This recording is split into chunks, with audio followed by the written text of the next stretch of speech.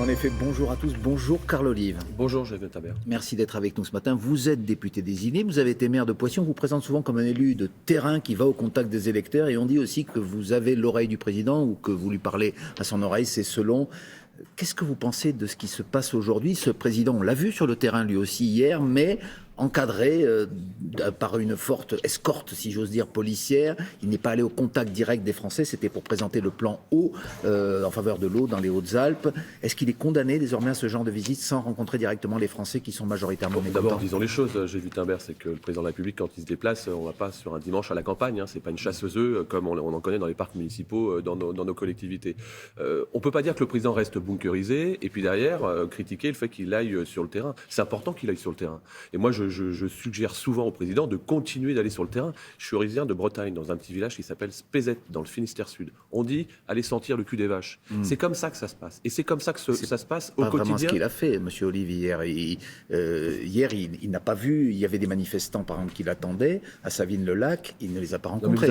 On vous attendait quoi? Que le président s'offre à la vindicte qu'on connaît actuellement, qu'on voit dans toutes les manifestations. Quoi qu'il fasse, de toute façon, c'est systématiquement battu en brèche. En revanche, ce qui est important, c'est effectivement de rencontrer des maires, de rencontrer des présidents d'associations, de continuer, à aller sentir le terrain. Et ça appartient au président, mais pardon, ça appartient aussi au gouvernement, ça appartient aussi aux députés. C'est le boulot que nous faisons au quotidien quand on est maire, et vous l'avez rappelé. Et ça, c'est important, je pense, que nous ne l'avons pas suffisamment fait ces derniers mois. Mais vous voyez tout de même qu'aujourd'hui la colère se cristallise autour de la personne du président. Est-ce que vous lui conseilleriez, par exemple, de revenir, comme il l'a fait plusieurs fois depuis qu'il est président de la République, chez vous, à Poissy, pour parler directement, cette fois sans filtre, aux électeurs? Non mais Poissy, je suis Poissy, très heureux de vous, ou une autre commune. que vous parliez de Poissy. Mais en tout cas sans filtre. Oui, mais en plus c'est un exercice qu'il apprécie particulièrement. Le moment venu, c'est ce qui va se... Le moment venu, pas maintenant, pas tout de suite. Parce qu'aujourd'hui, ce serait trop Monsieur Wittenberg, vous voyez ce qui abrasif. se passe. Non mais vous voyez ce qui se passe dans le pays. Et déjà, quand on regarde les élus qui sont sur le terrain dans les marchés,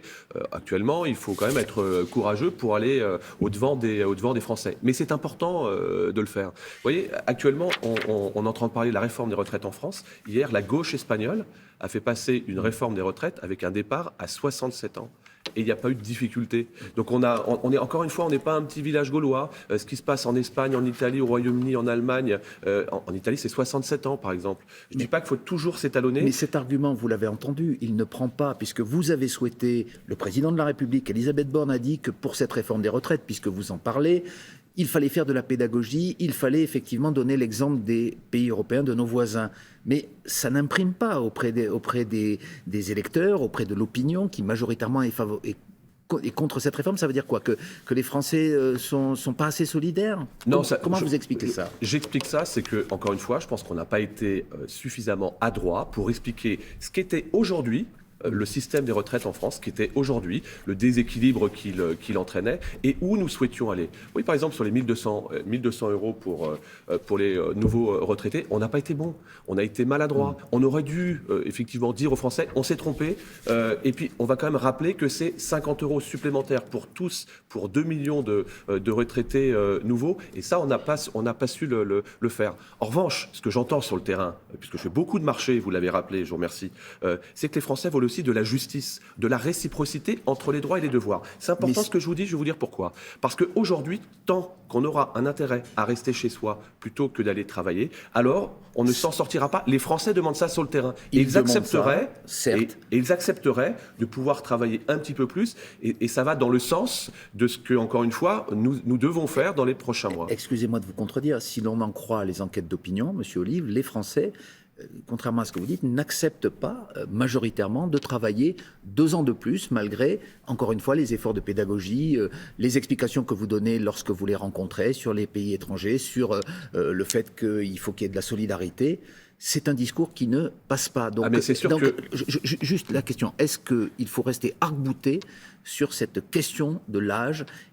Elisabeth Borne va rencontrer les syndicats. Est-ce qu'il faut rester ferme sur ses appuis, pour prendre une métaphore sportive, et rester à 64 ans? Eh bien, moi, je pense qu'il faut continuer à discuter avec les organisations syndicales. Encore faut-il qu'elles acceptent les mains tendues, parce qu'actuellement, c'est le cas. Avec les organisations politiques, encore faut-il qu'elles acceptent d'aller voir la gouvernance. Quand j'entends que la gauche et le Parti communiste, finalement, vont faire une déambulation pour aller à l'Élysée, enfin, je veux dire, ça va, on marche sur la tête dans ce pays. Ou vous voulez échanger et on échange, ou alors vous ne voulez pas échanger et on tourne toujours en rond. Enfin, excusez-moi, encore une fois, si on avait voulu se planquer, si on avait voulu passer, c'est beaucoup plus facile de faire passer une retraite de 65 ans à 60 ans comme en 1981, ou faire passer l'heure de travail hebdomadaire de 39 heures à 35 heures. Ça, non mais écoutez, ça c'est très très simple.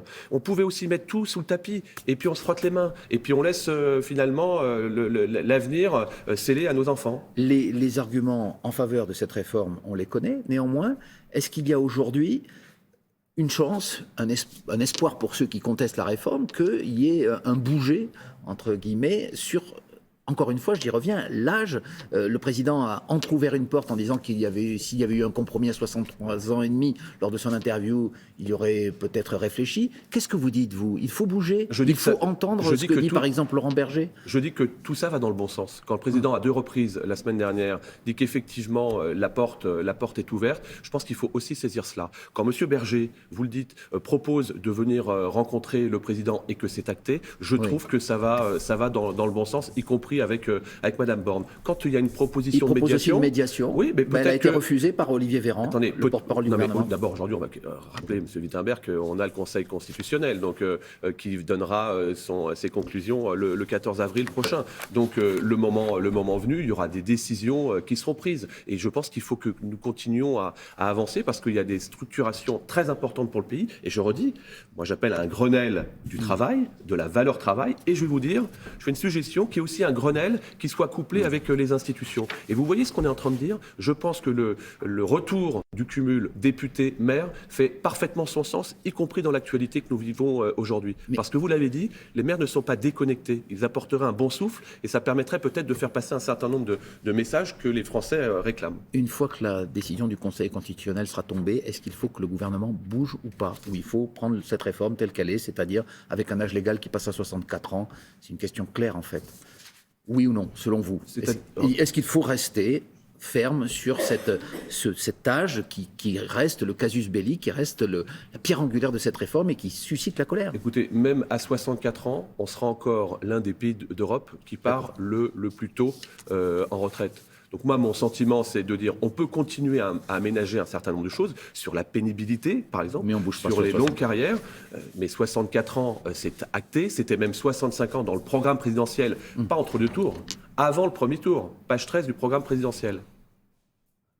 Donc, il n'y a pas de mauvaise surprise. C'est ce que finalement, on peut pas dire tous dans la majorité. Je dis simplement qu'on peut façonner, améliorer un certain nombre de choses, mais aujourd'hui, avoir simplement une radicalité en disant on ne veut pas des 64 ans, et puis comme j'entends sur la CGT, on veut même 60 ans, il faut être un tout petit peu cohérent. Il y a aujourd'hui autour de cette réforme, vous le voyez, mais pas seulement, on l'a vu le week-end dernier dans les Deux-Sèvres, de la violence, une mise en accusation des méthodes employées parfois par les policiers, tout en soutenant le travail des policiers et des gendarmes. Est-ce que vous pensez qu'il n'y a rien à redire sur la façon dont les choses se passent et sur les ordres qui sont donnés par le ministère de l'Intérieur? Je dis pas ça. Je dis simplement qu'on va remettre le curseur un petit peu à l'endroit. Les policiers, ils sont là pour protéger les Français. La sécurité, c'est la première de nos libertés. Et moi, je soutiens fermement toutes les forces de sécurité des policiers et je les remercie du travail qui sont faits. La police, elle n'est pas violente. Contrairement à ce que dit M. Mélenchon et son orchestre, la police ne tue pas. Elle vient nous protéger. Quand vous avez des manifestations qui sont illégales et interdites, quand c'est interdit, on ne se déplace pas. C'est une décision qui est faite. Mais quand il y a des dérapages dénoncés aussi par la Ligue des droits de l'homme, par la défenseur des droits. Moi, la Ligue des droits de l'homme, c'est très bien. Il faudrait aussi qu'il y ait une Ligue des devoirs de l'homme, vous voyez.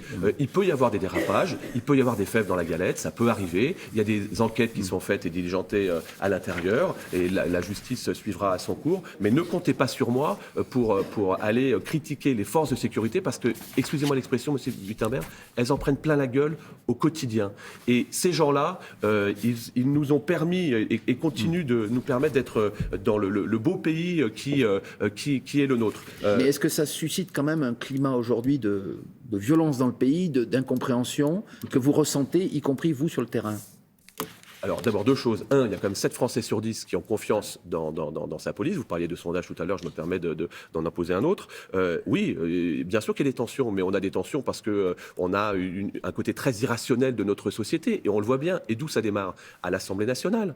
Quand on voit que LFI, depuis près d'1 an, refuse, bloque, insulte, menace, quand je vois le président de la République... C'est le ferment de la violence pour vous. C'est le relais qu'on retrouve dans la cocotte minute de l'Assemblée nationale. Pas seulement, mais en grande partie. Ces gens-là veulent bousiller nos institutions, on le retrouve aussi sur le terrain. Et moi, j'appelle un sursaut républicain, un ordre républicain et une concorde nationale pour que toutes les sensibilités, quelles qu'elles soient, justement, condamnent toutes ces violences. Et puis viennent apporter, encore une fois, un ordre républicain qui laisse place au désordre d'aujourd'hui.